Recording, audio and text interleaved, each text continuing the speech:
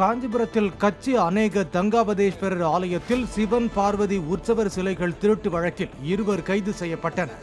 CCTV காட்சிகளை ஆய்வு செய்து விசாரித்து வந்த சிவகாஞ்சி போலீசார் திருட்டில் ஈடுபட்டதாக கார்த்தி, குமரேசன் ஆகிய 2 கைது செய்தனர். திருடப்பட்ட 2 சிலைகளையும் என்ன செய்வது என்று தெரியாமல் காவேரிப்பாக்கம் முட்புதரில் வீசியதாக அவர்கள் தெரிவித்ததை அடுத்து அந்த சிலைகளை மீட்டதாக போலீசார் தெரிவித்தனர். பாம்பன் மீனவர்கள் 35 பேருக்கு வரும் 21ஆம் தேதி வரை நீதிமன்ற காவல் விதித்து இலங்கை நீதிமன்றம் உத்தரவிட்டுள்ளது. எல்லை தாண்டி மீன்பிடித்ததாக கூறி 4 நாட்டு படகுகளையும் 35 மீனவர்களையும் 5 நாட்களுக்கு முன்பு இலங்கை கடற்படையினர் சிறைபிடித்தனர். புத்தளம் நீதிமன்றத்தில் ஆஜர்படுத்தப்பட்ட அவர்களை 21ஆம் தேதி வரை நீதிமன்ற காவலில் வைக்க நீதிபதி உத்தரவிட்டார். தமிழகத்தைச் சேர்ந்த 80 மீனவர்கள் இலங்கை சிறைகளில் அடைக்கப்பட்டுள்ளனர்.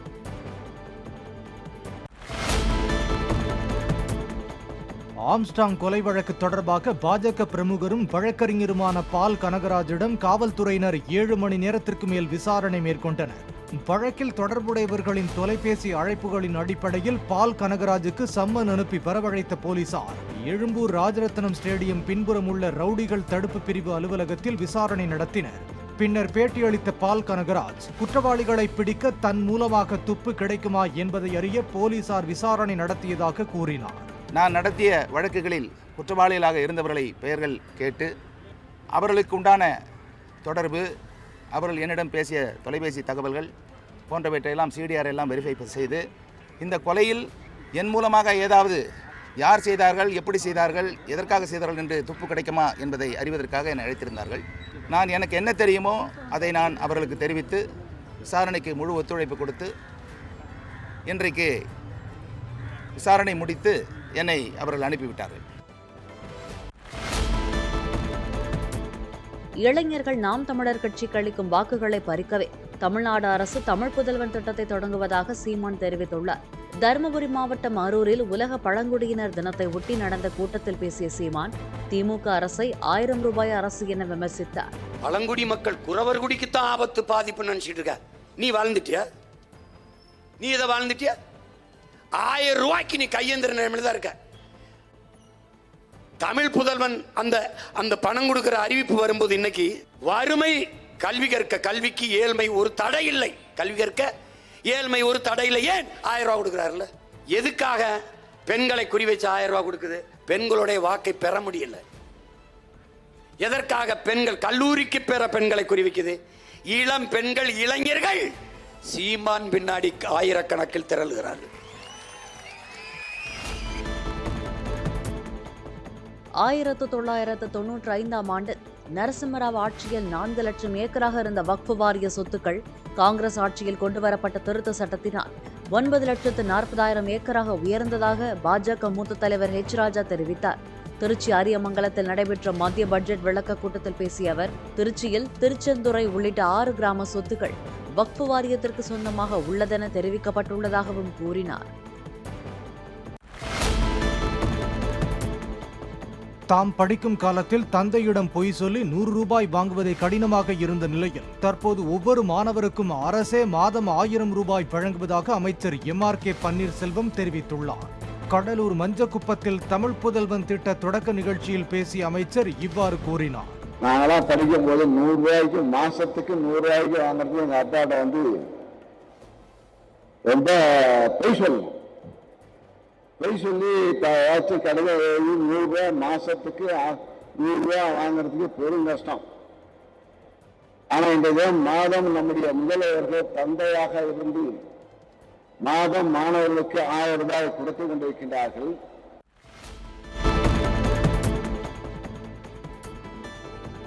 சேலத்தில் 40வது அரசு பொருட்காட்சியை அமைச்சர்கள் KN நேரு, மு.பே. சாமிநாதன் ஆகியோர் தொடங்கி வைத்தனர். பொருட்காட்சியில் 26 அரசு துறை சார்பில் அரங்குகள் அமைக்கப்பட்டுள்ளன. நுழைவு கட்டணமாக பெரியவர்களுக்கு 15 ரூபாயும் சிறியவர்களுக்கு 10 ரூபாயும் நிர்ணயிக்கப்பட்டுள்ளது.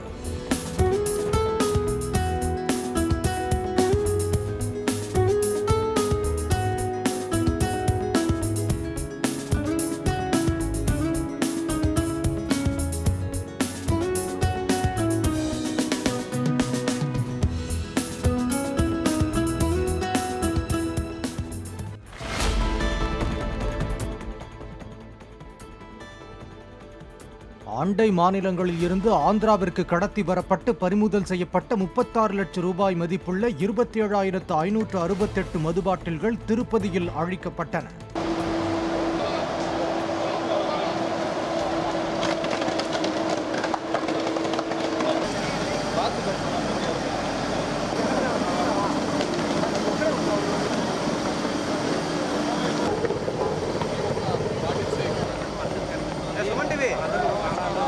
ஆந்திராவை விட தமிழ்நாடு, கர்நாடகா, தெலங்கானா ஆகிய மாநிலங்களில் மது விலை குறைவாக உள்ளதால் அங்கிருந்து சட்டவிரோதமாக மது பாட்டில்களை கடத்தி வந்து ஆந்திராவில் விற்பனை செய்யப்படுவதாக கூறப்படுகிறது.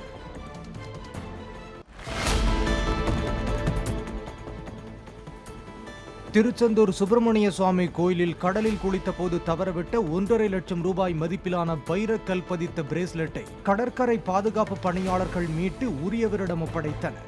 நகையை பறிகொடுத்ததாக திருவள்ளூர் மாவட்டத்தைச் சேர்ந்த பெண் பக்தர் கல்பனா கொடுத்த புகாரின் அடிப்படையில் கடற்கரை பாதுகாப்பு பணியாளர்கள் 20க்கும் மேற்பட்டோர் சுமார் 4 மணி நேரம் தேடி கண்டெடுத்ததாக போலீசார் தெரிவித்தனர்.